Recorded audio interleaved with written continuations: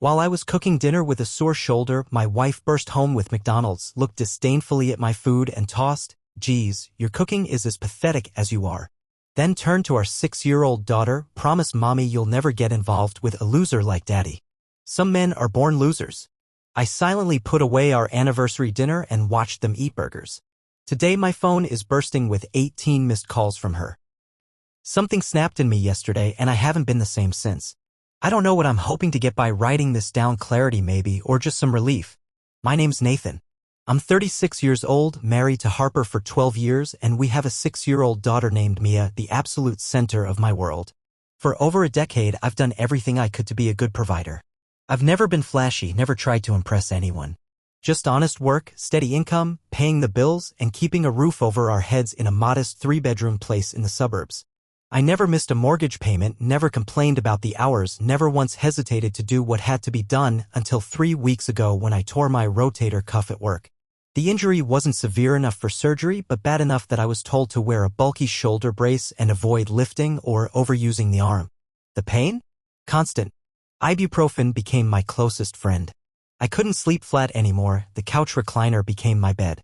Still, I kept doing what I could, pushing through every day like nothing had changed. Yesterday marked 12 years since Harper and I got married. And even with how strained things had become between us lately, I wanted to do something special. I needed to believe that some part of the woman I married was still there. Truth is, Harper's been distant for a while now. The warmth that once made her glow is gone, replaced with sarcasm, judgment, and cold detachment. She criticizes the way I talk, the clothes I wear, the way I laugh at my own dad jokes, even the ones Mia still giggles at. At first, I chalked it up to stress from her demanding job. But over the past couple of years, it's become clear, I'm just not enough for her anymore.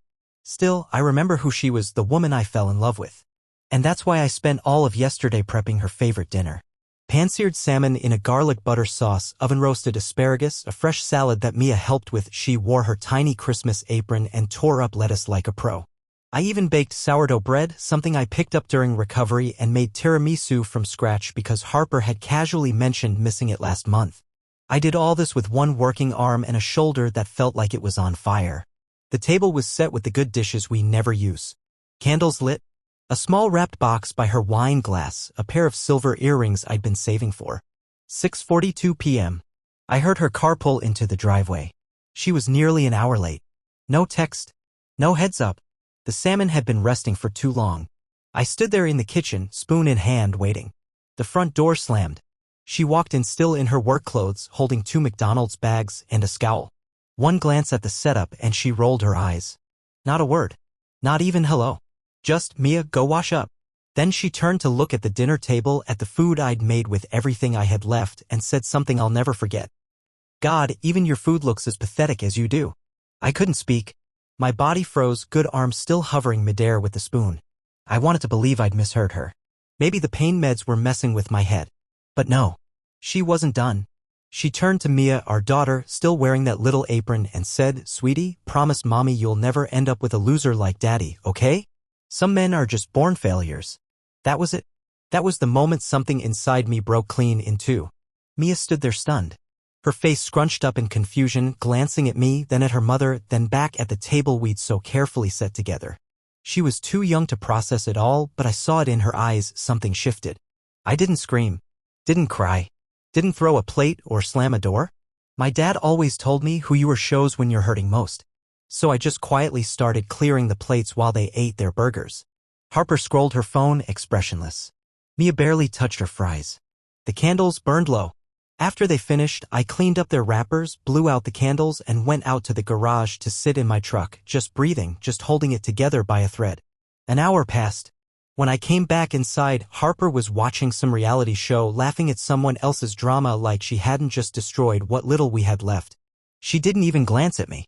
I took Mia upstairs for her bath, read her a bedtime story, and tucked her in. She hugged me a little longer than usual, like she sensed something big had happened. That night I couldn't sleep. I lay on the couch, staring at the ceiling, shoulder aching, thoughts spinning. All the signs I'd ignored, the contempt, the separate trips, the cold shoulder when I'd walk into a room, the work dinners with coworkers whose names changed every week. The next morning, Harper acted like nothing had happened. Made herself avocado toast, kissed Mia on the forehead, and left without acknowledging me. Another Thursday in paradise. I took the day off work. Dropped Mia at school. Then I just sat in the parking lot, staring at nothing. My dad's been gone for 6 years, but I swear I could hear him say, "There's a line between being patient and being someone's doormat." So I made 2 calls. One to Greg, my old buddy from high school who now practices family law. The other to my sister, Rachel. I asked if Mia and I could stay with her for a few days. Just until I figured things out. I'm not rushing into anything. But that line Harper crossed yesterday? That was one I can't pretend didn't happen. You don't humiliate the person you promised to love, especially not in front of your child. You don't tell a 6-year-old that her father's a failure.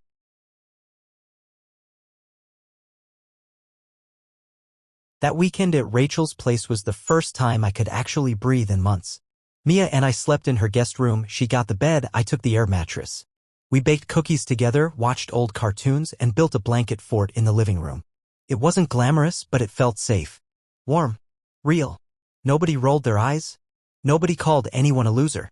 Rachel didn't press me for details that first night. But once Mia was asleep, I handed her my phone and played the audio I'd recorded during that anniversary dinner.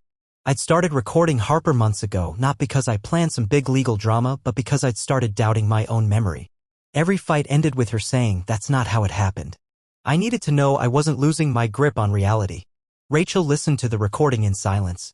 When it ended, she sat back, wiped her face, and asked, "What's your plan?" I didn't have a real answer yet. Part of me wanted to go nuclear, call Harper out publicly, drag her through court, cut her out completely. But I could still hear my dad's voice in my head, "Preparation beats provocation every time, son." So I didn't act on impulse. Instead, I drove Mia home Sunday night like nothing had happened. We walked in. Harper barely looked up from her laptop. No questions about where we'd been, no hug for Mia, no curiosity. Just, "Did you remember my dry cleaning?" I hadn't. I was still wearing a damn shoulder brace. But of course, that didn't matter to her. That night, after they went to bed, I started the real work. Monday morning, first thing, I opened a new checking account at a different bank. I transferred exactly half of our joint savings, nothing more, nothing less, and documented everything. Changed my direct deposit info at work. Made copies of our tax records, birth certificates, insurance documents, and property titles. All of it went into a private folder on a USB drive that I kept hidden in my toolbox in the garage. I booked a video consultation with a child therapist on my lunch break, took the call from my truck behind a grocery store parking lot. I didn't want Harper to hear me. The therapist walked me through how to support Mia through this without turning her against her mother. She warned me, the hardest part will be biting your tongue when your daughter asks why mommy doesn't live with you anymore. I didn't doubt her. By Wednesday, I was sitting in Harper's parents' kitchen, a coffee mug in my hand while her dad stared at me like I was speaking in riddles. Her mom had always been kind to me, never overbearing, never cold. She poured the coffee, sat down, and said, "We know something's wrong. Please just tell us." So I did. I played them the audio. Showed them screenshots of Harper's recent texts, the ones filled with contempt, mockery, dismissiveness. Her father set down his cup with shaking hands. He didn't speak for a full minute. Then he looked at me and asked, "Is there any chance this can be fixed?" I didn't answer. Instead, I played another clip, a recording from 2 months ago when I had suggested marriage counseling. Harper had laughed, literally laughed, and said, "I don't need a therapist to tell me I'm married beneath my potential." The look on their faces was indescribable. Disappointment. Grief. Embarrassment. Then her mom asked the question I had been avoiding. "Nathan, do you think she's seeing someone else?" I didn't want to go there. I didn't want to sound like the bitter husband grasping at straws. But I couldn't shake the signs, the late nights, the weekend conferences, the sudden lock screen on her phone after years of open access. That night, while Harper was in the shower, I checked her phone. She used to check mine all the time, never asked permission, just used my fingerprint. So yeah, I went there. And what I found wasn't what you'd call solid proof of a physical affair, but it was worse in some ways. Hundreds of messages with her boss, Zach. They weren't talking about work. They were making inside jokes, complaining about me, exchanging heart emojis, planning dinners while telling me she was working late. The classic emotional affair playbook. Highlighted. Underlined. Annotated. I screenshotted everything and emailed it to myself. Then I put the phone back where I found it and went to bed like nothing had happened. From that night on, I played the long game. I stayed calm. Too calm. And that confused Harper. I stopped flinching when she criticized me. Started cooking with Mia on Saturday mornings, little lessons like how to crack an egg, whisk pancake batter, flip a grilled cheese. Mia lit up every time we cooked. She was learning, smiling, bonding. Harper walked in during one of those mornings and just stood there like she didn't recognize us. I saw something in her face, not guilt, not regret, more like disbelief that I still had the nerve to be happy without her approval. She started getting edgy. Her tone got sharper. Her phone checking got more frequent. She asked where I was going more often. I gave vague answers. Twice a week. I took Mia for ice cream after school. Never asked Harper's permission. Didn't tell her until afterward. Just sent a picture of Mia holding a cone with sprinkles and wrote, she wanted to celebrate a good day. Last weekend, I took Mia to the Children's Museum 2 towns over. Harper texted around 2 p.m., asking where we were. I replied at 8 p.m., just got home. Mia had fun. She sent 17 texts in a row, ranging from confused to furious. I screenshotted all of them and forwarded them to Greg, my attorney. He just replied, keep documenting. You're doing great. Meanwhile, I started reconnecting with old friends. People Harper had gradually isolated me from. Nothing big. A lunch here, a phone call there. I didn't trash her. I didn't vent. I just told the truth when they asked. And to my surprise, many of them said the same thing. I always wondered what was going on. She's changed. That's when I knew I wasn't crazy. I wasn't imagining all of this. Harper's grip on the narrative was slipping, and she felt it. And then last night, she accidentally knocked a full glass of water onto my phone during dinner. I cleaned it up in silence while she stared at me, waiting for a reaction. I gave her none, but something flashed across her face. Not victory, not defiance. Fear. Because she realized I wasn't scared anymore.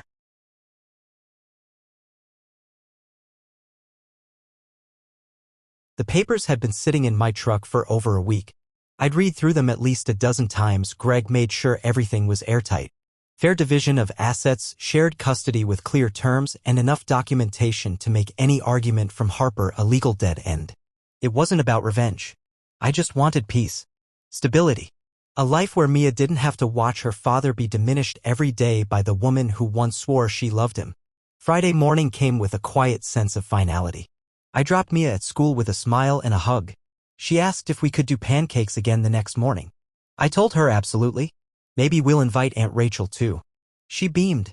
No clue what was about to happen. I drove straight home, packed up the essentials, clothes for both of us, important documents, Mia's stuffed animals, and the earrings Harper had never even opened. I left everything else untouched. I didn't want to fight over plates or picture frames. I just wanted out. Before I left, I placed the manila envelope with the divorce papers right in the center of the kitchen table. Alongside it, a short note. Harper, Mia and I will be staying with Rachel for a while. This isn't sudden. You just haven't been paying attention. Everything you need is in the envelope. Please direct all communication to my attorney, Nathan. I turned off my phone, tucked it into my jacket, and drove to pick Mia up early. We were halfway to Rachel's when she asked, "Are we going on a sleepover?" I smiled. Yeah, a long one. By the time I turned my phone back on at a gas station that afternoon, I had 13 missed calls. All from Harper. All in the span of 1 hour. Let her panic. Let her wonder. I'd spent the last 2 years shrinking under the weight of her contempt. Now she could sit in silence and think about what it felt like to be ignored. By Sunday evening, my voicemail was full. I didn't listen. The texts were a mix of anger and desperation. Where are you? You can't just take her. You're being cruel. This is insane. I miss you. Please come back. We can talk. Classic cycle, rage, guilt, affection, control. I didn't reply to a single one. That night, Harper showed up at Rachel's house. Rachel opened the door. I stayed in the guest room with Mia, heart pounding. Harper's voice started low and strained, then quickly escalated. I want to see my daughter, she demanded. Rachel, bless her, didn't flinch. Calm as ever, she said, it's past her bedtime. Come back another time. I'm calling the police. Harper shouted. Rachel just pulled out her phone and said, then they'll hear this. She hit play on the recording from our anniversary dinner, the same one Harper didn't know I had shared. And just like that silence, Harper left without another word. The next few days, Harper tried a different tactic, spinning her own version of the story to mutual friends. According to her, I'd snapped, had some kind of breakdown, and ran off with Mia without warning. What she didn't know was that I had already reconnected with most of those friends over the past few weeks. They knew what was coming, and they'd heard the recordings. Mike, one of our oldest friends, texted her back with just one sentence. "We've heard the truth, Harper." By Wednesday, her own mother called me. Not to defend her daughter, not to shame me, but to ask how Mia was doing. Her voice cracked. "I'm sorry, Nathan," she said. "We saw the signs, but we didn't know it was this bad." I assured her that she and her husband were always welcome in Mia's life as long as they respected boundaries. She cried again. The real fireworks came when Harper discovered I'd moved half of our savings. Her messages were unhinged, full of misspellings, wild accusations, and legal threats that made no sense. Then Greg emailed me with an update. Harper had tried to drain our joint account, but the account had already been closed. Smart move. His idea. The next week, she showed up in the parking lot at my job. She waited near my truck. The moment I stepped outside, she was on me, crying, pleading, saying she missed our family, begging me not to destroy everything. When that didn't work, her tone turned sharp. "You'll regret this. You're ruining Mia's life. You're pathetic." I didn't say a word. Just got in my truck and drove off. My supervisor, who'd been through a nasty divorce himself, just gave me a nod when I came back inside. No questions asked. Then came what I now called the HR incident. I didn't send the messages to her company. I swear on everything I love it wasn't me. But someone did. Maybe a friend. Maybe someone from her family. Maybe karma. Either way, the HR department at her job got hold of Harper's messages with Zach, the heart emojis, the inappropriate jokes, the flirtatious banter during work hours. They weren't violating any romantic policies, but using company time and resources for their meetups? That crossed a line. I knew something had happened when I got a flurry of texts from Harper on Thursday night, furious, accusing me of sabotaging her career. I didn't respond. Not my circus anymore. The hardest part of everything, by far, was Mia. Explaining to a 6-year-old why her parents no longer lived together without poisoning her view of her mother was like walking a tightrope blindfolded. The therapist advised, keep it simple. Honest. Age-appropriate. So I told Mia, Mommy and Daddy aren't getting along right now. We're going to live in different houses so we can both take better care of you. She thought for a moment, then asked, can I bring my bunnies to both houses? I laughed not because it was funny, but because it was such a pure thing to care about. Yes, kiddo. Wherever you go, they go.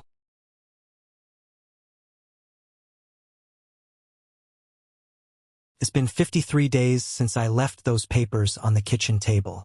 53 days since I walked out of that house and didn't look back. And somewhere between packing Mia's stuffed animals and reheating leftover pancakes in Rachel's apartment, I realized something strange. I hadn't thought about my shoulder in weeks. The pain that used to keep me up at night, it just faded. Turns out, emotional weight does more damage than any physical injury. The first few weeks were chaos.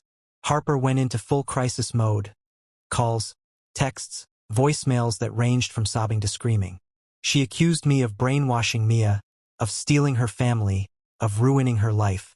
Then, in the very next breath, she'd say she missed me, that we could fix this. I didn't answer a single one. Instead, I focused on Mia. We started building routines. Saturday pancakes, walks to the park, reading under blankets at night. We decorated our little 2-bedroom rental with dollar store fairy lights and hand-drawn art from her school. It wasn't much, but it was ours. Peaceful. Safe. Monday mornings used to feel like climbing a hill in wet concrete. Now they just feel normal. One Monday morning, right after drop-off, Mia's teacher asked to speak with me privately. She gently mentioned that Mia had seemed a bit more withdrawn in class. Not sad exactly, just quieter. I nodded. We're going through a big change at home. The teacher smiled. That understanding, weary smile of someone who's seen this story unfold before. She handed me a small pamphlet titled, Helping Children Through Divorce. I thanked her. That small act of kindness hit harder than I expected. I had to sit in my car for 10 minutes before I could start the engine. Later that week, Rachel showed me something she'd stumbled across online. An Instagram post from Harper's friend Melissa. It was a group photo, for women holding wine glasses, supposedly on a girls' weekend. Only the location tag said otherwise. A cabin upstate. The kind of place you don't visit with your coworkers. Harper had told me she was going wine tasting. Zach was nowhere in the photo, but I didn't need to see his face to connect the dots. Melissa forgot to hide her digital footprints, and Harper had forgotten I wasn't stupid. Harper returned home from that trip to find an empty house and divorce papers waiting for her. No shouting. No dramatic final confrontation. Just consequences. Her first text came at 7:43 p.m. Is this real? Then at 9:16 p.m., she showed up at Rachel's house. Red-eyed. Smudged makeup. Hair wet like she'd been crying in the shower. Rachel answered the door. I stayed in the guest room with Mia. I want to see my daughter, Harper snapped. It's late, Rachel replied. She's sleeping. She's my child too. You can't keep her from me. Rachel didn't flinch. She pulled out her phone, hit play on the anniversary dinner recording, and asked, Do you want the police to hear this when they get here? Silence. Harper turned around and left without another word. Then came the reputation tour. Harper started calling old friends, painting herself as the victim. She told them I had spiraled, that I was trying to take Mia away from her, that I had manipulated her parents. What she didn't realize was that I'd already spoken to most of them, not to badmouth her, just to reconnect, to explain, to tell the truth. The plan backfired fast. Mike, one of our oldest mutual friends, replied to her with, We've heard the recordings, Harper. Stop. A few days later, her mom called again, this time to ask if Mia would like to come over for dinner. She didn't defend her daughter. She didn't try to sway me. She just sounded tired, worn out, like someone who had finally accepted who their child had become. She's always been like this, she admitted. Never satisfied, always chasing something she thought she deserved. I told her Mia would love to visit, as long as there were no lectures, no tension. Just let her be a kid, I said. She agreed, then cried again. Harper tried to regain control through money next. She tried to access the closed joint account. Greg sent me a short email later that day. She tried, didn't get far. Then came the meltdown. A 4-paragraph, typo-ridden text rant accusing me of stealing, lying, abandoning her, ruining everything we'd built. I didn't reply, just forwarded it to Greg. He added it to the file. The following week, she made a scene in front of my office, cornered me in the parking lot between meetings. She alternated between begging and threats, tried to block my path. I just walked past her and said, Contact my attorney. My coworkers pretended not to watch. But later, one of them left a coffee on my desk with a sticky note that read, You're doing the right thing. Stay strong. I didn't expect what happened next. Someone, not me, sent Harper and Zach's messages to their HR department. I don't know if it was Melissa or a coworker or maybe even her dad. But it happened. The fallout was immediate. Text after text from Harper accusing me of ruining her career, threatening legal action, crying about how everything's falling apart. I never replied. She was the one who built the house on sand. Meanwhile, the hardest part was still Mia. The therapist had warned me at some point she'll ask why mom isn't around as much. Don't lie. Don't overshare. Keep it steady. So when Mia asked one night while brushing her teeth, Are you and mommy ever going to live in the same house again? I paused. Then I said, No, sweetie. Mommy and I both love you very much. But we weren't being very kind to each other. And now we're trying to be better, even if that means living apart. She nodded, thought about it, then asked, Can I still see her on Tuesdays? Yes, I smiled. Of course. That was enough. 5 weeks in, Harper hit her lowest point. It was Mia's spring concert at school. Harper showed up late, clearly buzzed. She tried to push her way into the reserved seating section beside us. When the teacher gently asked her to sit in the back, she burst into tears, loud, messy sobbing in front of dozens of kids and parents. The vice principal quietly escorted her out. Mia saw the whole thing. She didn't cry. She didn't ask questions. She just squeezed my hand and kept watching the stage. I still replay that look on her face in my head. The quiet sadness. The maturity no 6-year-old should ever have to wear. The settlement happened quickly after that. Greg laid out everything on the table during the meeting. Audio recordings, screenshots, text logs, witness statements, documentation from the school. Harper's attorney kept glancing sideways at her, whispered something in her ear. Harper didn't argue. She didn't cry. She just nodded. They accepted our terms in 20 minutes. Yesterday, I signed the lease on a new apartment. Beige walls. Outdated kitchen. But it's quiet. And calm. No more walking on eggshells. No more waiting for the next insult. Just Mia and me making pancakes, laughing, watching cartoons, dancing in socks on the kitchen floor. Last night, she asked if we could invite her grandparents over for dinner. I want them to try the fish you made for Mommy that night, she said. So I'm making it again, the garlic salmon, the roasted asparagus, the homemade bread. This time, I know it'll be appreciated. Funny how things work out. Harper used to say I was a born loser. Turns out I just needed to lose her to finally win.